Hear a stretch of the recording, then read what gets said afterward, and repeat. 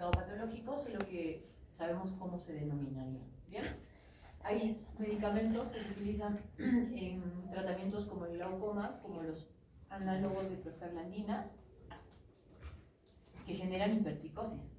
Entonces, prostaglandinas en gotas. Hay varios medicamentos de esta familia que son todos estos son análogos de prostaglandina. Básicamente, el nombre de los medicamentos son el latanoprost, acá no sale, el travoprost, ahí se lo notan, el travoprost, el bimatoprost, pueden estar asociados a otros. Este es el que más genera el crecimiento de las pestañas y se utiliza también comercialmente para hacer crecer las pestañas. O sea, centro de fluidos para hacer crecer las pestañas. Pero también tienen efectos colaterales, o sea, hace crecer las pestañas, es uno. Entonces, si nosotros tenemos un paciente que tiene glaucoma y le vamos a tener que dar este medicamento, ¿qué deberíamos de preguntarle, José Fernando? Bueno, si vas a crecer las pestañas. Lo primero que tenemos que saber qué sería, o a conversar con el paciente. ¿Qué te parece a ti importante? Glaucoma, le va a crecer la pestaña. Obviamente sería costo-beneficio, ¿no? O sea, tiene glaucoma, hay otro medicamento que no le haga crecer la pestaña, el paciente lo puede elegir, pero si no hay otro que le baje la presión al punto que necesita, tú le tienes, como les decía la vez pasada, tenemos que conocer de lo que recetamos, sí, los efectos colaterales, y a ti te parecería importante si tú vienes a la consulta. Claro, si principalmente si son mujeres, ¿no? Habría que advertirles a los pacientes que probablemente va a empezar a crecer de más las pestañas. ¿Y si es una mujer le va a gustar o no? Sí. Sí, puede ser que le guste. ¿Y si es un hombre? No. No. Puede ser que no le guste, ¿no es cierto? Entonces, puede ser que el paciente no quiera usar ese medicamento. Porque si yo no le aviso, se lo doy y a los 3 meses me viene con la tercera larga, me puede meter un lío porque yo no le dije que le podía pasar eso. Entonces, ¿de quién es la obligación? ¿Del paciente de saber o de mí de advertirle? De mí de advertirle. Tiene otros efectos colaterales, también te oscurece el color del ojo. Entonces, si yo tengo una mujer con ojos celestes y se los ponen marrones, también le tengo que advertir. También tiene efectos de crecimiento de pestaña, de cambio de color del ojo, del iris y de generar como una atrofia de la grasa retroorbitaria. Entonces también puede provocar que el ojo se vea como hundido. Entonces, hay veces que por, digamos, costo-beneficio no queda otra, porque es una gota bastante buena, baja bastante bien la presión y sobre todo la mantiene estable en el tiempo, o sea, en el día. Entonces, si yo tengo un paciente con glaucoma muy avanzado y no me queda otra que usar esta, pues que le crezca la pestaña, que no me importa, ¿entiendes? Pero se lo digo, ¿sí? Eso es lo importante de conocer los efectos colaterales, ¿bien? Otra cosa que vamos a poder ver en párpados es el entropio, y en este caso estamos viendo en 2 épocas de la vida, en un paciente pediátrico, donde se ve entropio solo en su ojo derecho, y como verán, este entropio es generado por la hipertonía del orbicular de los párpados. Es como un rollito que se hiciera ahí, y eso genera que las pestañas se pongan en triquiasis, ¿bien? Y se vayan para adentro. Y en un paciente adulto senil, también, pero ya también porque perdió la tonía del orbicular y es laxo, entonces todo es como una piel que se mete completamente para adentro. Obviamente que vemos en este ojito que las pestañas le están generando secreciones ya de otro tipo, el ojo rojo, obviamente que el paciente se debe quejar de que le arde, le pica, le lagrimea, etc. Queratitis, etc. Entonces, el entropio tiene diferentes causas, puede ser tipo cicatrizal, puede ser involutivo, que es el de la edad, puede ser congénito, puede ser espástico por también una parálisis o una regeneración anómala del trigémino. Cuando hay parálisis hay regeneraciones anómalas. Entonces, básicamente, si no logramos mantener la superficie del ojo, que las pestañas no lo irriten, se tiene que operar de ese entropio. ¿Bien? Posicionarlo de nuevo al párpado. Lo mismo pasa con el ectropio. Ese es el término de cuando el párpado se va para afuera. Entonces, ¿qué pasa con el párpado? Esta conjuntiva que cubre el tarso inferior no está preparada para el polvo, el viento, el sol o de todo. Está preparada para estar cerca del ojo. Entonces se empieza a engrosar, se empieza a inflamar, y entonces también empieza a molestar al paciente porque tampoco tiene un buen parpadeo. O sea, cuando cierra el ojito, esa parte expuesta no se cierra bien, no coapta bien los bordes y empieza a tener secreciones y lo mismo, ardor, escozor, etcétera, etcétera. Entonces también los tipos de estropión pueden ser involutivos, que son esos cuando pierde la laxitud y se va para afuera, cicatrizales porque hay algo que, digamos, jale el párpado para afuera, el paralítico que se ve mucho en los pacientes con parálisis facial, y el mecánico por algo que esté adentro del párpado que lo empuje para afuera, como un orzuelo, una chalacia. ¿Bien? Siguiendo con párpados, vamos a ver ya también otro signo, que sería el edema. Entonces, el edema de los párpados se puede deber a alergias, a picaduras, a dermatitis, a fármacos o a infecciones, ¿sí? En este caso, este edema se describe como edema bipalpebral, parece blando, habría que tocarlo, y no sabemos la causa. Habría que hacer un interrogatorio para ver por qué. Puede ser que se haya frotado mucho. Luego tenemos este otro tipo de inflamación en la piel de los párpados, donde vemos eritema y vemos descamación, ¿sí? Vemos un poco de engrosamiento de la piel, de repente le pica, no sabemos, pero así a simple vista yo le diría que podría ser un edema de párpado con eritema, con descamación, y podría irme a una etiología de qué tipo. ¿De qué tipo? Claro, Una dermatitis. yo no pensaría tanto. Infeccioso alérgico. Claro. Bien, anótalo a tu mente. Una dermatitis. Yo le tendría que preguntar ahí si usó alguna sombra nueva, un rímel, una crema, algo. Bien. Y en este otro caso tenemos casi parecido, pero ya vemos algo diferente. Vemos una infección, una sobreinfección melistérica, vemos vesiculitas, habría que preguntarle si le duele o no, más me tiraría a una infección viral, podría ser un herpes, ¿no? Entonces, a simple vista, ¿cómo nos guía observar, ¿no? Y el interrogatorio, el proceso de inspección más anamnesis. Luego, lo otro que vamos a ver es la pseudotosis, que es en los pacientes geriátricos, adultos, mayores, vemos pérdida del soporte, ¿no? Vemos hipotonía, o sea, no hay mucha fuerza para abrir el ojo, la ceja también se ve caída, la cola de ceja, y el exceso de piel del párpado, dermatochalasis. Pseudotosis, en este caso se dice así porque es otras causas las que están tapando el ojito. Entonces, mientras este pacientito, obviamente que puede tener reducido su campo visual porque le tapa toda la parte externa, mientras él por el eje de la visión vea, puede ser que se quiera operar o no. Pero si ya le taparía hasta acá, obviamente que sí, porque ya no vería por culpa de la pseudotosis.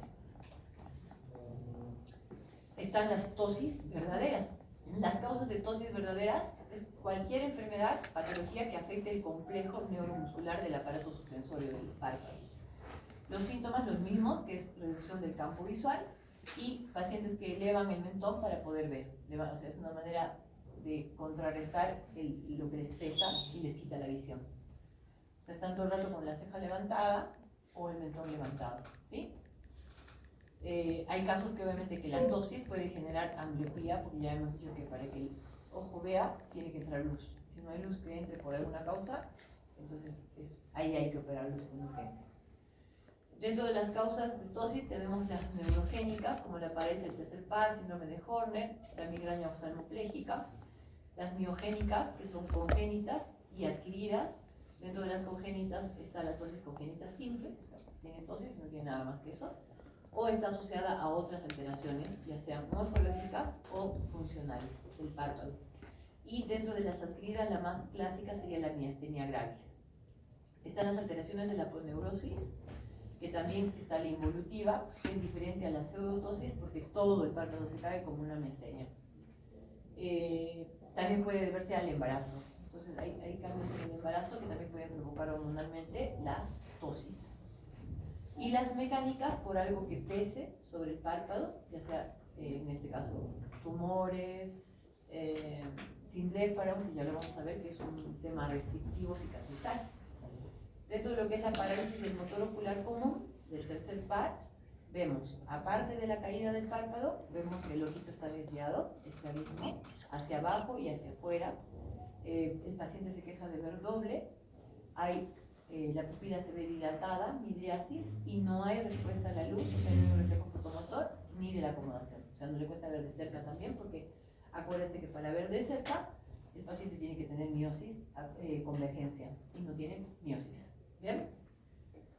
Luego tenemos el síndrome de Horner. El síndrome de Horner es al contrario, hay también la tosis, pero tiene miosis. Está asociado a anidrosis del mismo lado, o sea, no suda, y el ojo se ve hundido. Síndrome de Horner. Luego tenemos las tosis de causa miógenas. Ahí tenemos las congénitas, como el síndrome de BPS, que es blefarofimosis, que es cuando el ojito se ve como chiquitito. Blefarofimosis. Tosis, o sea, la caída del párpado, epicanto inverso y telecanto. Entonces, BPS, congénito, hay blefarofimosis, epicanto inverso es cuando el párpado inferior pareciera el párpado superior. Luego, telecanto es cuando los ojos están separados, es como se ven como muy lejos uno del otro. Y, ¿qué más les dije de blefarofimosis, epicanto inverso les mostré, telecanto y la tosis. ¿Bien? Y dentro de las... y por eso se ve el bebito que está como levantando la tos para poder ver. ¿Bien? Luego tenemos las adquiridas, lo de la miastenia. Entonces la miastenia es como una alteración de la parte de la inervación misma, entonces como que va perdiendo lo que hace que el músculo se contraiga con el paso de las horas, como que se gastara. Entonces ellos se levantan bien, pero va bajando el párpado con el paso de las horas. ¿Sí? Hay pruebas para ver eso, pero también hay fármacos que pueden producir simular una miastenia. Por ejemplo, algunos antibióticos, tenemos dentro de los comunes la neomicina, la estreptomicina, la citromicina, algunos antimetabolitos como la vinplastina, algunos anestésicos como la procainamida, la quinidina, algunos anticonvulsivantes como la fenitoína, algunos beta bloqueantes también, corticoides, litio y el magnesio. Entonces, es increíble cómo algunos medicamentos pueden hacer esto. Entonces, viene el paciente asustado, lo primero que tenemos que saber es hacer un buen interrogatorio de qué toma. Y si no me acuerdo, lo busco. Puede generar una pseudomastenia, simular una miastenia. ¿Bien? Entonces, básicamente sería evaluar si el paciente puede dejar de tomar ese medicamento o cambiarlo por otro para que no tenga este síntoma. Luego tenemos las tosis de causa aponeurótica, pérdida de sostén. Entonces tenemos, la más común es esta, a diferencia de la pseudotosis, acá pierde completamente todo el sostén del que levanta el párpado. Entonces está muy laxo, entonces todos los párpados empiezan a caer, parece una miastenia.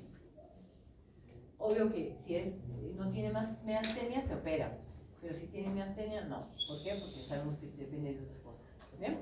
Para eso se hacen estudios electromiográficos. Cuando tenemos dudas, se lo mandan al neurólogo, le hacen electromiografía y listo. También asociados al embarazo, también asociados a problemas de tiroides, y también se ve la tosis aponeurótica en los pacientes con anoftalmia, que es lo que habíamos visto que nacían sin ojito. También tenemos las tosis de tipo mecánicas o restrictivas. Las mecánicas obviamente hablan de algo que está aumentando el volumen y el peso del párpado que hace que se caiga, como esta lesión que le está tapando el eje visual al bebé, y sabemos que eso es una urgencia oftalmológica porque no le va a entrar luz y va a quedar el ojo vago. Entonces esto se debe tratar. ¿Bien? Luego tenemos, por ejemplo, en este otro caso, que es por un edema. O sea, está caído el párpado, hay un edema, puede ser un orzuelo común y corriente, y le está generando también que se le baje el párpado, aunque no le está tapando la visión. Pero ya a simple inspección podemos ver que este ojo está más abierto que este. Entonces, dependiendo obviamente de la causa, va el tratamiento y la urgencia, ¿no? Bien. Después, otro término y otra cosa que vamos a ver en semiología, a la inspección, es esto que es muy común acá, que se llama euribléfaro, que básicamente es una forma de párpado, donde el canto externo no está pegado al ojo, sino está como jalado para afuera, aumentando horizontalmente la hendidura palpebral, en el momento horizontal de la hendidura, y el hecho de que esté expuesto es como si tuviera también un extropium, y hace que el paciente también sufra de irritaciones del lado temporal de la conjuntiva vulvar, se le ponga más rojo por los lados temporales, tenga epífora, lagrimeo, fotofobia, etc.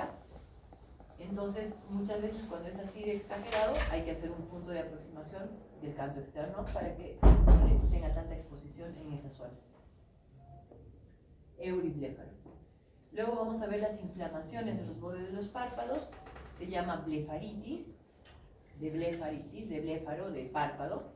Entonces, acá vamos a ver que el paciente puede venir y en el interrogatorio manifestarnos síntomas como inflamación de los bordes, descamación de la piel de los bordes, escozor, enrojecimiento, y nosotros a la inspección vamos a ver cómo está. Y en base a cómo lo veamos, la blefaritis la vamos a clasificar en esta, que es la estafilocóxica, donde hay escamas y costras alrededor de las pestañas.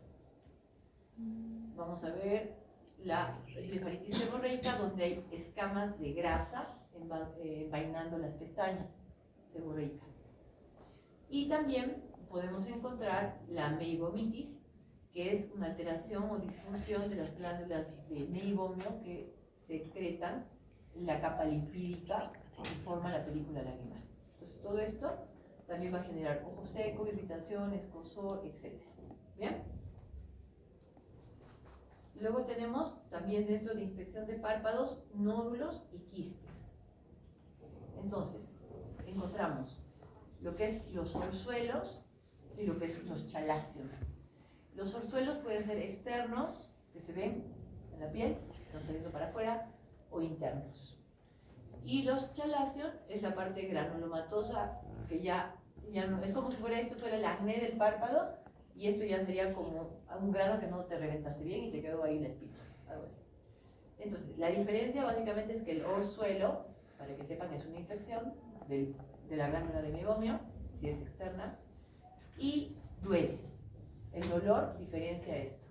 Mientras duela, perfecto, porque va a salir su infección. Si deja de doler, ya el cuerpo lo ha contenido, entonces ya se pasa a convertir en un chalacio, no duele. ¿Bien? El tratamiento también varía. Si es un orzuelo, lo trato de madurar para que no se quede la pelotita, y le pongo compresas calientes y antibióticos locales. En cambio, si es un chalacio, directamente se puede poner corticoides intralesionales dentro del quiste, o lo operamos, si el paciente desea, porque también puede vivir con su chalación, no pasa nada. Entonces, recuerden, orzuelo infección, chalacio inflamación granulomatosa. Hay orzuelos internos, que son de las glándulas de meibomio, que son las que producen la parte lipídica. Es un absceso literal, doloroso, con eritema y edema. Y también están la infección de las glándulas de Stey, que son más pequeñitas, que están alrededor de los folículos de las pestañas. Y el agente principal es el Staphylococcus aureus. En cambio, el chalacio es una inflamación ya de tipo granulomatosa más crónica, donde no hay dolor, es firme, indoloro, y no hay signos inflamatorios. Esa es la diferencia entre el orzuelo y el chalacio. También vamos a ver en párpados tumores malignos. ¿Bien? Tenemos el más frecuente de crecimiento lento, es el carcinoma de células basales, que sería el vaso celular. Normalmente te dicen que se sale en zonas fotoexpuestas a la radiación UV. También genera metástasis, pero localmente es bastante invasivo. ¿Ya? En cambio, que es el espinocelular, es menos frecuente, de crecimiento más rápido. dicen que se localiza normalmente más en el párpado superior, pero da metástasis un poquito más a distancia. Este es más local y este es más a distancia. Y el melanoma, que es normal, que es el 1% de los tumores malignos, pero es letal. Entonces, son muy metastizantes y de muy mal pronóstico. Entonces tenemos acá que podemos decir, pensar que es un melanoma, quizás sí, quizás no, por eso hay que siempre estar observando al paciente si tiene lesiones pigmentadas, que se autocontrole, que haga la autoevaluación con lo que nos enseñan siempre de la semiología, el ABCD, que sería la simetría, los bordes, el color y el diámetro. Si son asimétricos, de bordes irregulares, tienen dos colores o mayor a 5 milímetros, siempre van a ser más sospechosos. Cualquier lesión pigmentada en cualquier parte de la piel. Luego tenemos las lesiones precancerígenas, que esta es la más frecuente, que se ve bastante en pacientes ancianos, también expuestos a la radiación UV, que se llama queratosis seborreica, que ven así, como que les hicieron una verruga, pero es como si fuera de grasa. Luego tenemos el xeroderma pigmentoso, que es una enfermedad hereditaria, autosómica recesiva menos mal, y puede degenerar a carcinoma espino o vasocelular, también en la parte expuesta. ¿Sí? Todas esas lesiones que tiene la niña. Generalmente se dan en pacientes en la altura, por la exposición alta a la radiación UV. Y la queratosis actínica, a diferencia de la queratosis seborreica, es como si fuera un nuevo lunar, ¿no es cierto? Con todas las características malas que hemos visto de la ABCD, ¿no? Diferente color, asimétrico, en áreas expuestas. Entonces es mejor hacer una biopsia excisional de toda esta lesión porque muy alta probabilidad de que se convierta en cáncer. ¿Bien? Luego tenemos también lesiones de tipo benignos, que también se ven en los párpados. Tenemos el santelasma, ¿ya? El santelasma es bastante frecuente en pacientes que tienen, ¿qué, Juan Carlos? ¿No? ¿Giancarlos o Juan Carlos? No, Juan. Carlos López. Yo, pero... Sí. Ahí está la foto. ¿Te parece? No. Jan y Juan. ¿Dónde está Juan? Aquí, doctora. abajo. Ya me fui. Ya, bueno, tú. ¿Tú eres Juan Carlos? Sí, doctora. Dale. La pregunta era, ¿santelasma en qué? ¿En qué pacientes lo podemos encontrar? ¿Qué crees que es, para empezar? Sin buscar en el Google, ¿no? En pacientes que tengan dislipidemias. Exacto. Mira, epidemias, entonces es un acúmulo de triglicéridos en pacientes que tienen hipertrigliceridemia debajo de la piel. Entonces, ¿tú crees que esas placas de grasa que se acumulan debajo de la piel desaparezcan o desaparecen si es que el paciente baja los triglicéridos? Sí. Sí, perfecto, muy bien, sí, así es. Entonces, esto es un indicador de que el paciente está muy mal de los triglicéridos. Ya se está acumulando en la pielcita. Anótalo a Juan Carlos. Muy bien. Bien, entonces estábamos acá. Santelasma. Bien. El milio es bastante frecuente en los recién nacidos. Es una queratinización, digamos, es queratina, como granitos de queratina. No es infeccioso, no duele, no pica, no nada. Solamente lo tratan muchos adultos por la parte estética, ¿no? Pero se saca literal con una agujita y sale como grasita. Luego tenemos el quiste dermoide, que se ve en la cabeza de la ceja. También son quistes que aparecen por alguna cuestión embriológica. Pueden tener contenido también de pelo, uña, grasa, etc. ¿Bien? No duelen tampoco. No afectan la visión, nada. Los papilomas escamosos, que se ven en los bordes de los párpados, de causa viral, también sí son bastante contagiosos esos. Y los cuernos cutáneos, que se ven en los adultos mayores, es como si fueran verrugas en forma de cuerno, también de causa viral. Verrugas. Luego tenemos las lesiones en conjuntiva. Hasta ahí vamos con lo que hemos visto en pestañas, párpados, vámonos a la conjuntiva. Entonces, inspección de conjuntiva. Lo primero que vemos en la conjuntiva es saber nombrarla. Entonces tenemos la conjuntiva que empieza en el limbo esclerocorneal, la conjuntiva que cubre el globo ocular, conjuntiva vulgar, la conjuntiva que está en la unión entre la conjuntiva vulvar y la conjuntiva que cubre el párpado, internamente, conjuntiva de fondo de saco. Y conjuntiva tarsal, pues, obviamente la misma en el párpado superior e inferior. Y por último ya el limbo entre la conjuntiva y la piel. Acá adentro tenemos la caruncula y el pliegue semilunar, que es, como les dije, el tercer párpado que tienen los animales, como las aves, por ejemplo, ¿no? Luego tenemos, lo primero que vemos en conjuntiva es el color. Muchas veces lo usamos para ver si está anémico, le bajamos así, está pálido, ya puede ser anémico, ya está. Vemos también la conjuntiva amarilla, decimos tiene ictericia. Y para darnos cuenta, porque hay gente que dice que tiene ictericia, porque le dijeron que estaba mal del hígado, y no es ictericia, tiene melanosis, manchas marrones, que es diferente a la ictericia. ¿Sí? Vamos a poner a ver cómo diferenciar la ictericia de las manchas de melanosis, que serían las manchas actínicas, melanosis conjuntival. Entonces se puede ver como amarillo, digamos, a ver, como este. Se puede ver entre amarillento, pero en realidad si lo miras bien, son manchas, no toda la conjuntiva, solamente algunas, ¿ves? ¿Se dan cuenta? ¿Y cómo te darías, cómo pudiéramos decir, a ver, ¿será ictericia? Sigo dudando. ¿Qué más le puedo ver? A ver, hagámoslo participar. A Valerie, Lía Valerie. Ajá. ¿Ya has participado? Sí. ¿Pero no te hemos puesto punto o te hemos quitado? No le hemos puesto nada, ¿no? Cuando participan mal, también se quita. Menos, más, menos. Ya, te damos la segunda oportunidad del día. Todo porque el mouse no baja de ahí. Yo le doy y no baja bien. Sube. Dime. ¿Qué más podemos observar? Claro, digamos que tienes un paciente que te dice, doctor, estoy preocupada porque me veo en el espejo y me estoy viendo el ojo amarillento y de repente estoy mal del hígado.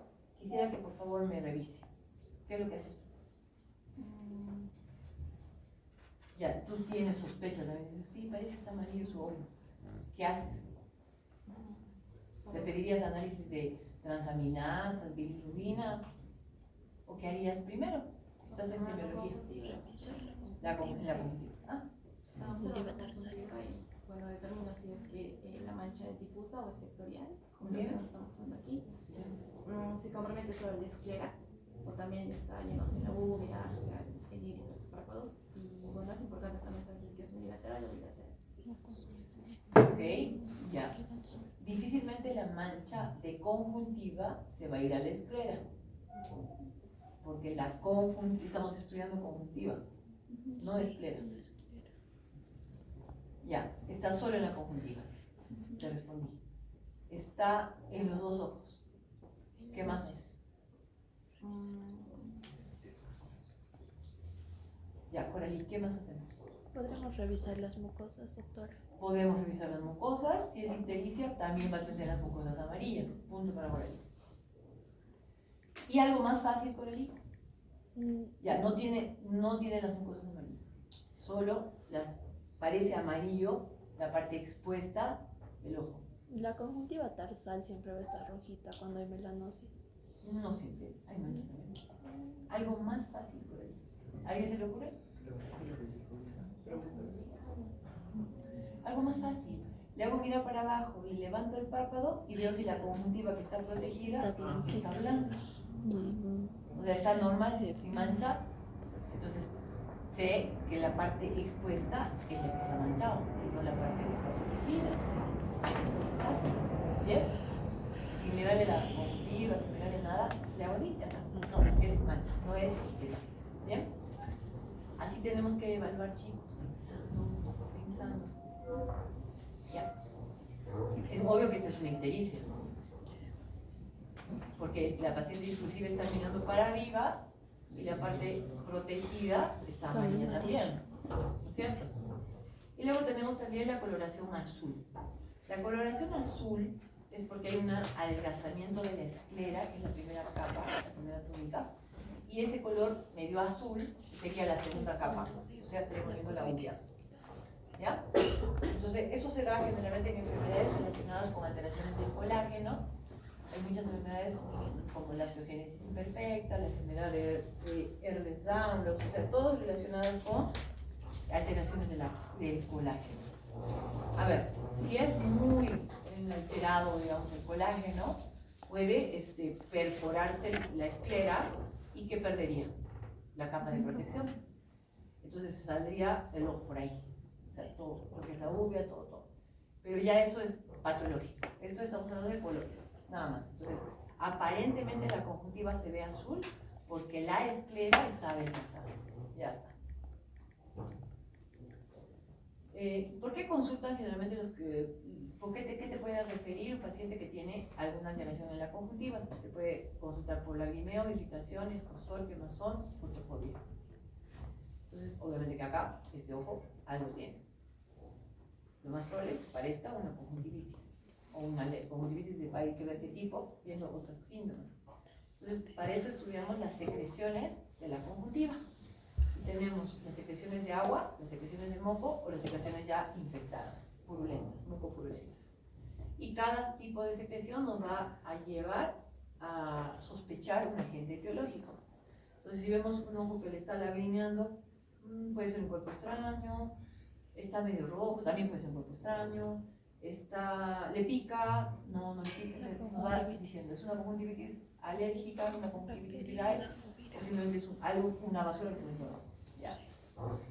Luego vemos en los bebés, que es bastante frecuente, la oftalmia myonatum, que es, generalmente se da en... A ver, una cosita que así los hacemos participar. A ver, Noelí. ¿En qué pacientes se dan las oftalmias neonatum?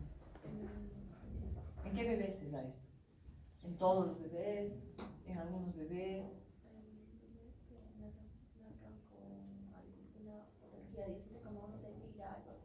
Que la mamá, por ejemplo, tenga sífilis, tal vez.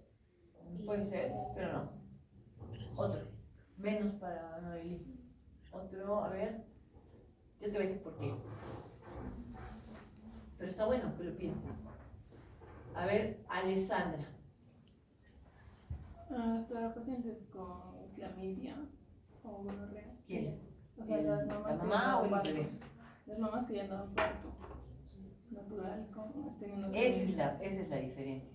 Parto natural, o sea, por conducto vaginal y no cesárea.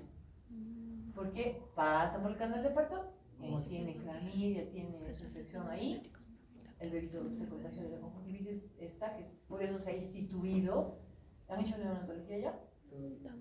Cuando hagan, van a ver que a los bebés ni bien nacen les ponen su bota para evitar estas infecciones del ojo, que son severas. ¿Bien? A veces. Entonces, por eso, esa es la diferencia. Pone su punto a la Alessandra. Entonces, es en bebés que nazcan por conducto natural. Si nacen por cesárea, no.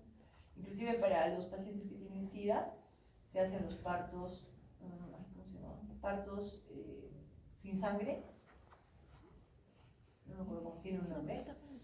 Pero hace que el parto de cesárea no tenga nada de sangre al bebé para evitar la carga viral.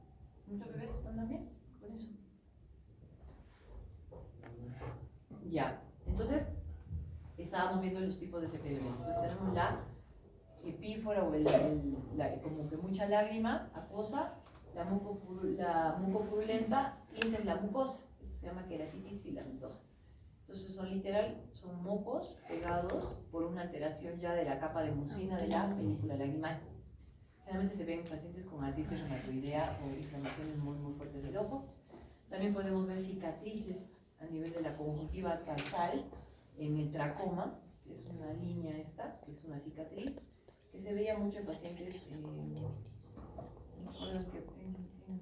lugares donde son endémicas el tracoma, la clamidia, ¿sí?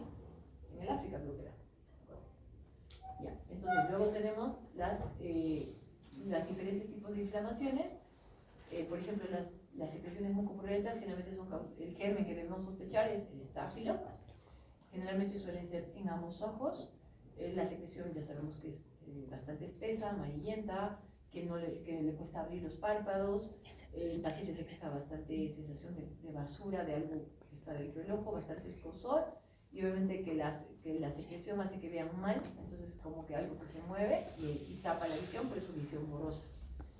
Las virales, la más frecuente, digamos, porque es, cuando aparece es muy contagiosa, es por el adenovirus. En este caso, en el caso del adenovirus, además, siempre es bueno palpar el ganglio preauricular que se inflama cuando es viral.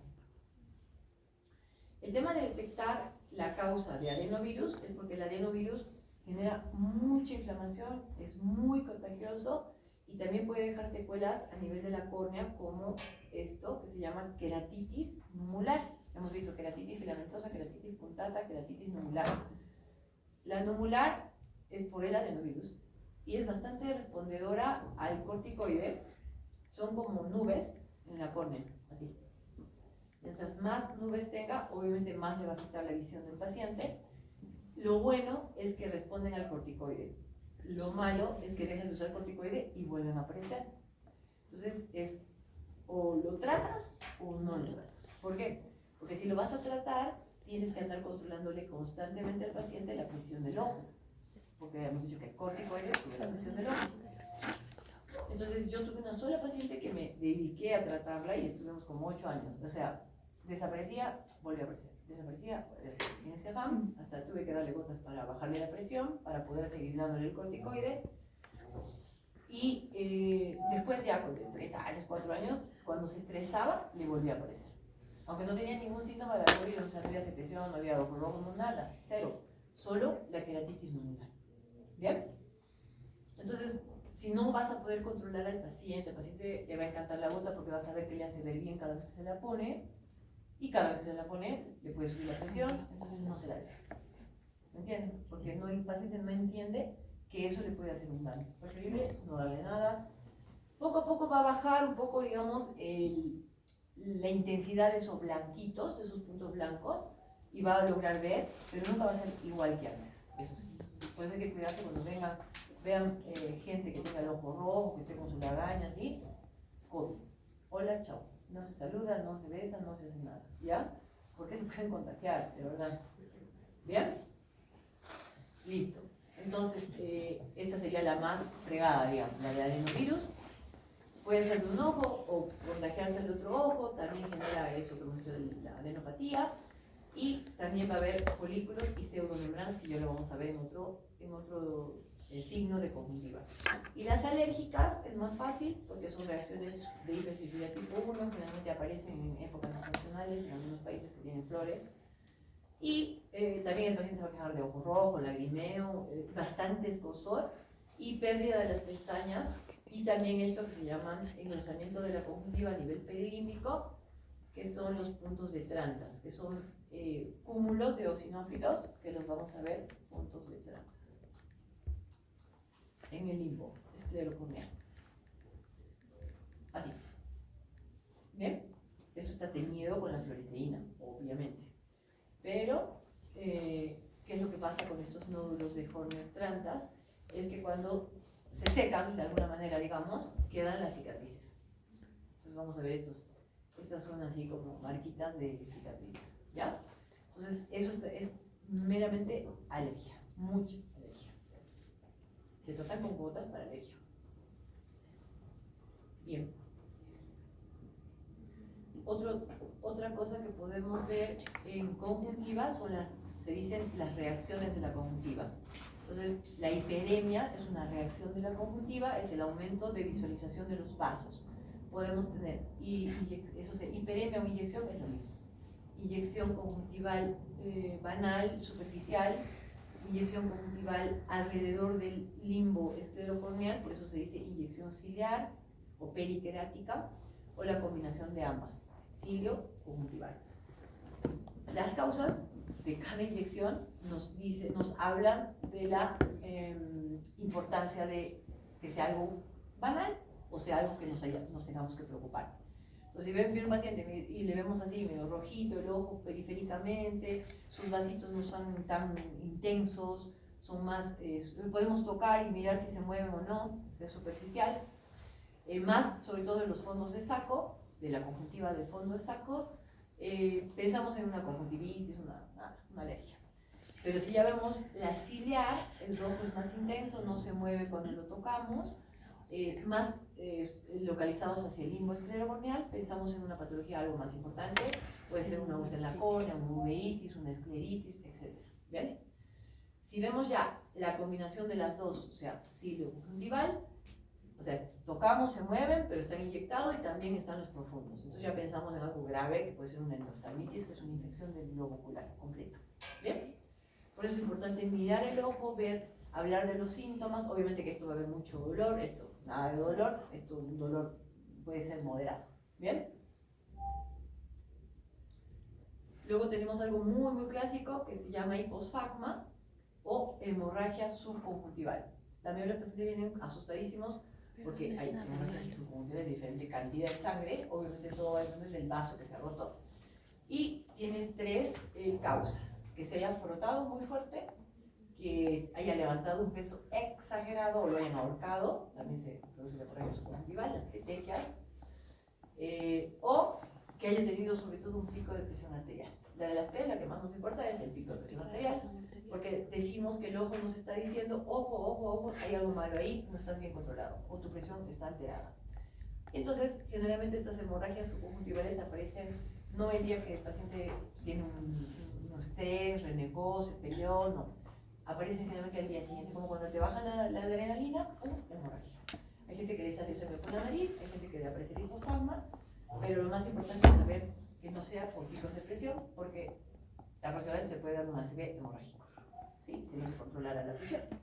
Entonces, lo que también debemos preguntarle a este paciente que viene asustado por su ojo rojo, aparte de haber preguntado si es hipertenso, si se frotó, si hace pesas, ¿no? Entonces, vamos a buscar otro candidato.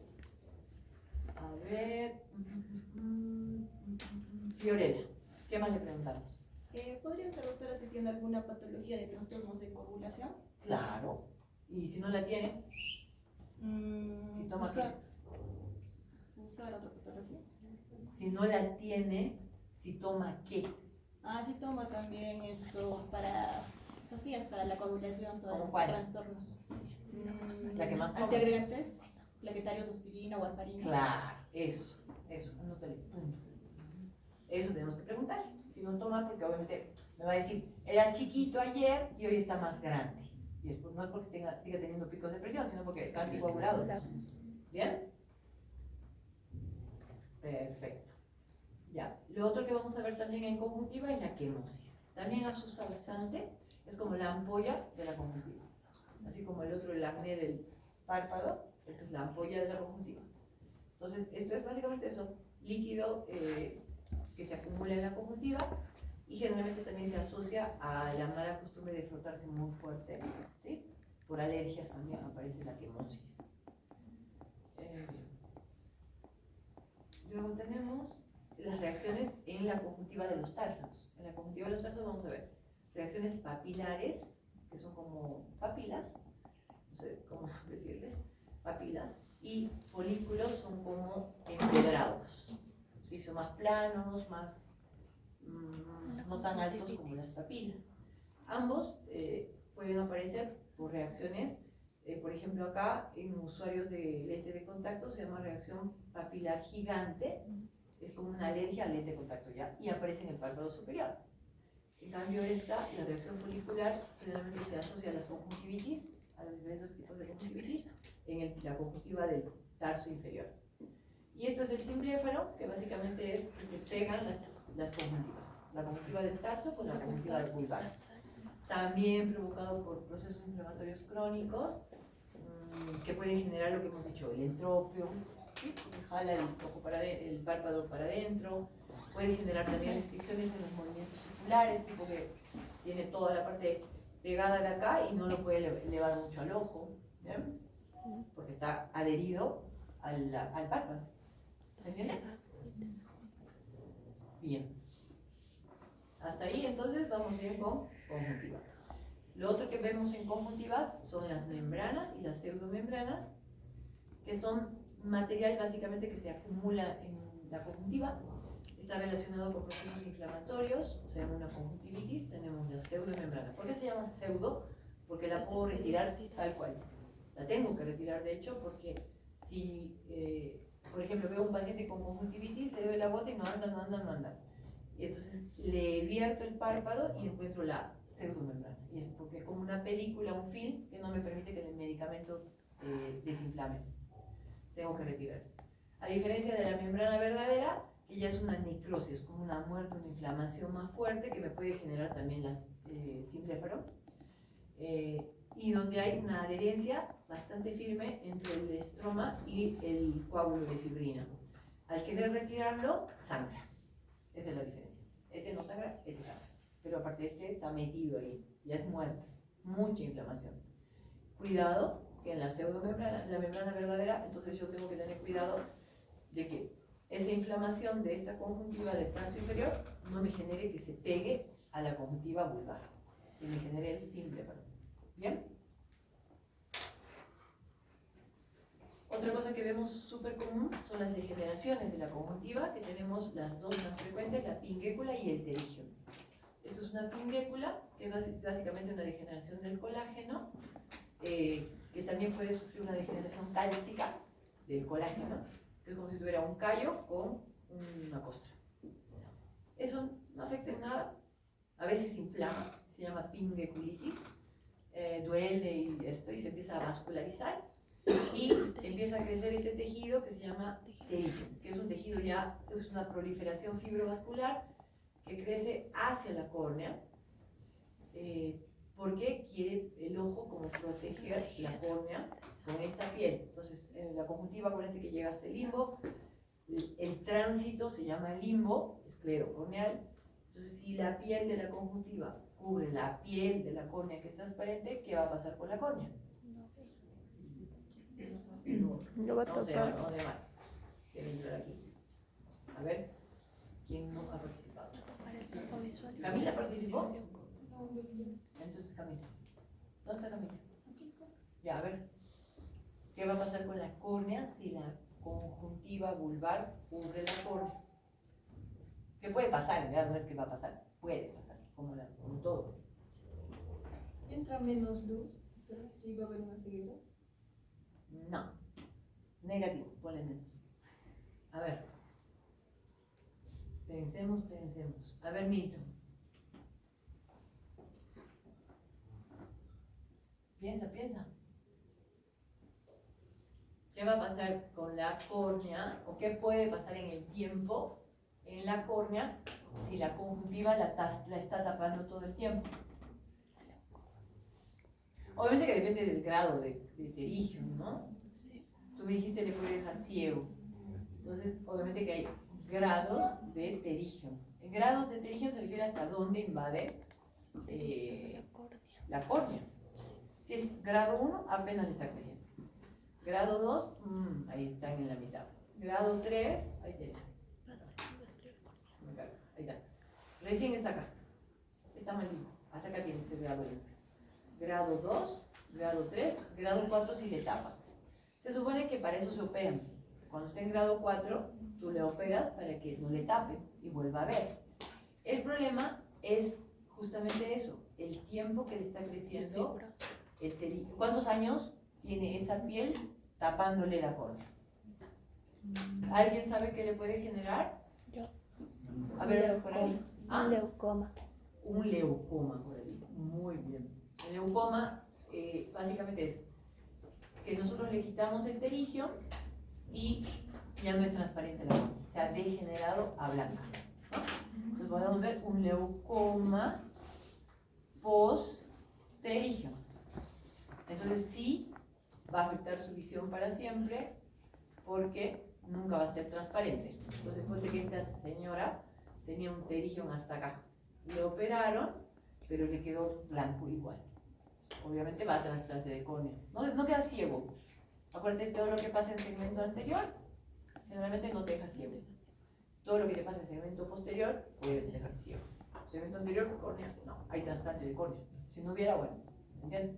Trasplante de retina hay. ¿Qué era la retina? ¿Qué era la retina? ¿Una extensión de quién? ¿Quién está diciendo extensión? ¿Alguien ha dicho extensión?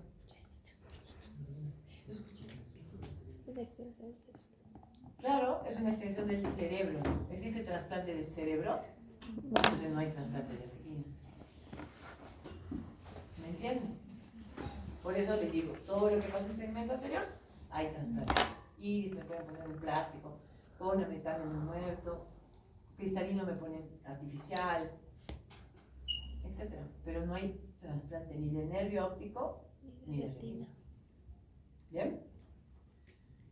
Listo. Entonces eso es lo que pasaría por el tiempo de crecimiento. Te escucho. Doctora, ¿y desde qué grado se puede operar? ¿O es necesario? ¿O sí, ya cuando esté en grado 4, recién se realiza una cirugía? No, es selectivo. A ver, si tú tienes un terigio acá, que está a punto de taparte de la pupila, pero está vascularizado, o sea, te va a seguir creciendo. Entonces, como son mecanismos de defensa, esto crece cuando esto está mal. O sea, el ojo seco, no usa lentes, está todo el día en la chacra, te va a seguir creciendo. Si se opera y no se cuida la córnea, ¿qué crees que va a pasar? ¿Qué crees que va a pasar? A ella.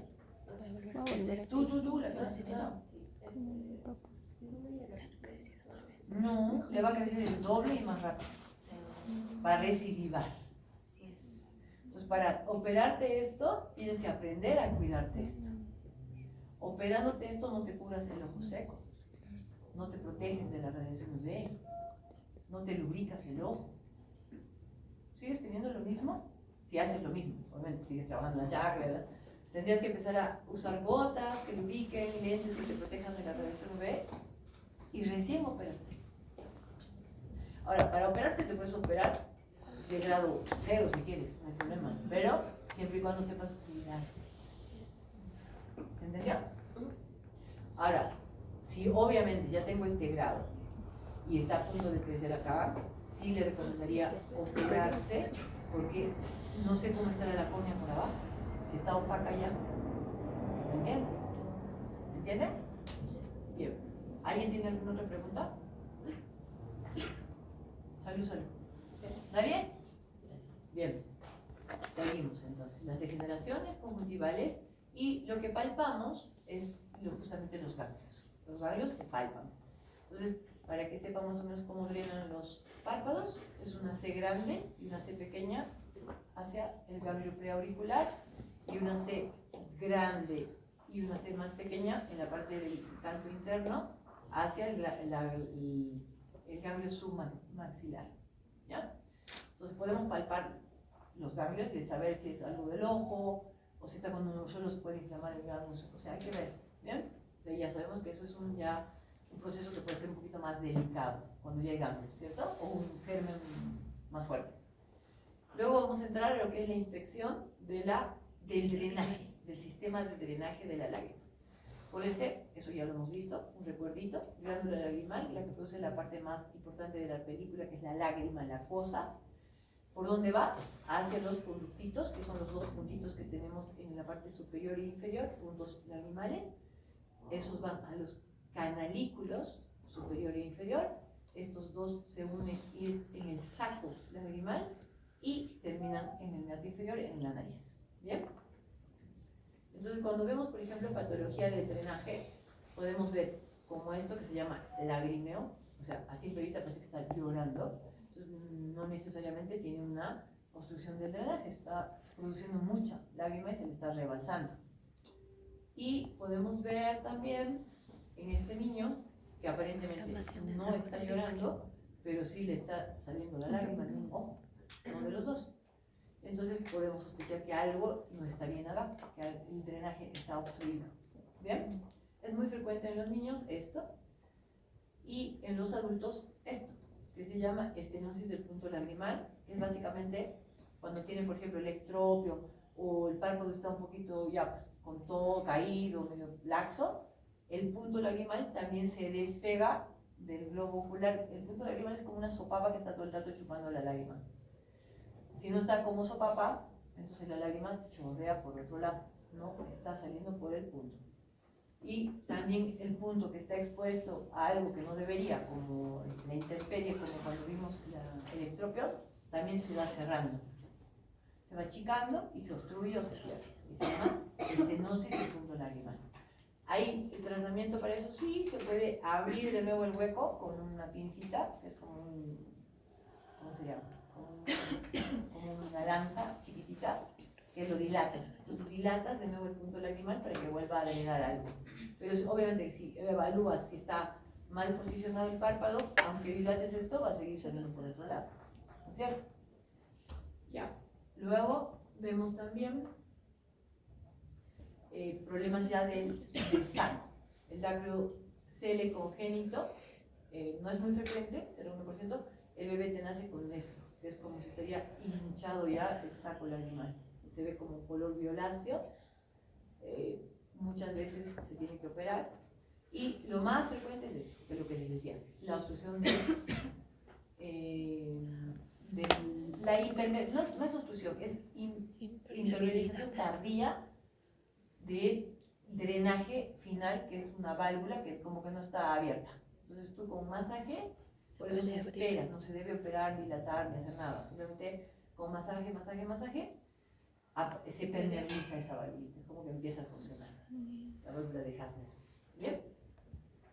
Entonces vienen consulta, por eso no los asusten, después lo vamos a ver a los masajes, cómo se hace, y se espera, no hay que mandarlo a operar o nada. Luego tenemos ya las infecciones del drenaje, las dacrocistitis. Pueden ser agudas, pueden ser crónicas. Entonces tenemos, obviamente, si es agudo, siempre nos va a hablar el dolor, la secreción, nos habla de agudo. Nos diferencia con lo crónico, porque el paciente puede tener como una bolita ahí, pero no le duele, no le pasa la pelotita ahí, como el bebito, pero más chiquitita. Entonces, básicamente, en el caso de las agudas, si hay dolor, sí hay que tratarlas también por el tema de las, acuérdense que les dije que había una irrigación término-terminal en esta zona, que te puede provocar una trombosis del seno cavernoso. Por eso toda la infección que sea en el triángulo, ¿te acuerdas que dicen que es el triángulo peligroso? Entonces hay que tener cuidado con las infecciones. Básicamente es ver cuál es la causa, tratar la parte aguda y ver si se hace crónico, se va a requerir una cirugía. Entonces se opera eso y se hace una dacrocistourinostomía. Eso lo hacen los otorrinos. También lo hacen con láser, creo, últimamente. Dacrocistourinostomía. Entonces básicamente agarran y, a ver, ves acá tiene, ya, le ponen como un tubito, a ver si se ve mejor acá. No, esta es una, acá le están así, acá.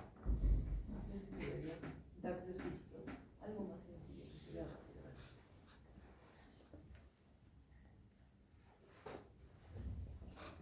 Acá. Es súper cruento, hay que perforar con un taladro el hueso, pasarle un tubito que vaya directamente del ojo a la nariz. Muchas complicaciones, el tubito se sale, se mueve, todo, se pierde el tubito. No es como que lo ideal, digamos, pero sí estás teniendo muchas infecciones, ¿ves? Que se abre el hueso. También se hace por la nariz, con esto, como si fuera una endoscopía, así, endoscopía es, con endoscopía, ¿ya? Se abre y bueno, se coloca ese tubito para que se vaya directo del ojo a la nariz, ¿no? Dacrocistourinos. Bueno, acá se ve el paciente chévere, ¿no? Estaba horrible, le han puesto su hueco, ya está bien. Eso se hace sobre todo en pacientes que constantemente están teniendo dacroagudas. Si no tiene dacroagudas, yo les enseño a masajearse, nada más. O sea, en castellano. Le ayudo a que no se quede la lágrima amontonada en el saco, porque una vez que se amontona, se subinfecta. Entonces la idea es que la limpie el saco y no hay infección. ¿Bien? también estarían entonces las dacreoadenitis. Las dacreoadenitis estamos hablando de una inflamación de la glándula lagrimal, no del drenaje, ¿se entiende? No del saco. Pueden ser también agudas, infecciosas, donde el paciente se va a quejar de dolor. Va a parecer que tiene un orzuelo, pero vemos el párpado está limpio, no hay ninguna cosa, pero sí le está doliendo cuando mueve el ojo, cuando la lágrima le duele, ¿entienden? Es como que la producción de la lágrima le duele. Entonces, ese es un agudo. Y también están los crónicos, que no le duele nada, pero se ve como hinchada esa zona y es por una dacreoadenitis crónica, generalmente de causas autoinmunes. ¿Bien? Ahora vamos a entrar, ya por último, al tema del síndrome del ojo seco. Esto es un pantallazo porque son temas que vamos a tratar un poquito más a profundidad, pero para que ya vayan teniendo idea, en semiología, los tipos de ojo seco, acuodeficiente, no hay cantidad de lágrimas. Evaporativo, se produce bien, pero se evapora muy rápido. Inflamatorios, alguna patología que haga que no haya una buena producción de la lágrima o esté asociado a enfermedades como artritis, reumatoidea, etc. Autoinmunes generalmente. Y los neurotróficos y neuropáticos están como de la mano, porque ahí hay una... ¿Se acuerdan que les he dicho cuando se operaban de cirugía refractiva que les cortaban los nervios de la córnea? Entonces hay una alteración de la inervación de la córnea que le genera el ojo seco. Los síntomas siempre te van a decir, me pica, me arde, me lagrimea, me molesta la luz, se pone rojo, no soporto estar mucho tiempo mirando pantalla, o veo borroso por momentos, ¿sí? Y las causas, varias. Acá tienen una fotito de la película lagrimal. Entonces la glándula lagrimal produce la capa más importante y la de más cantidad, que es la capa acuosa. Las células de caliciformes que están adheridas a la superficie de la córnea, en toda la conjuntiva también, en la córnea, adhieren, es como vellosidades que mantienen la capa acuosa en toda la superficie, y la capa lipídica, que está formada por las glándulas de meiomio, es la que evita que esta capa se evapore. ¿Se entiende? Esta la mantiene en su sitio y esta evita que se evapore. Obviamente que las causas pueden ser la más frecuente que tenemos todos los que vemos aparato electrónico, la falta de parpadeo completo, falta de vitamina A, dormir horas de sueño, pocas horas, muchos medicamentos provocan ojo seco y boca seca. En la pandemia el uso del barbijo empeoró mucho el ojo seco, y todos los factores ambientales como la calefacción, el aire acondicionado, no tomar mucho líquido. ¿Bien? Son las causas. Y vamos a dejar esta para la próxima. Ya empezamos con semiología de los músculos extraoculares. ¿Hasta ahí todo bien? ¿Entendieron? ¿Sí? ¿Alguna pregunta? Antes de que pasemos a músculos.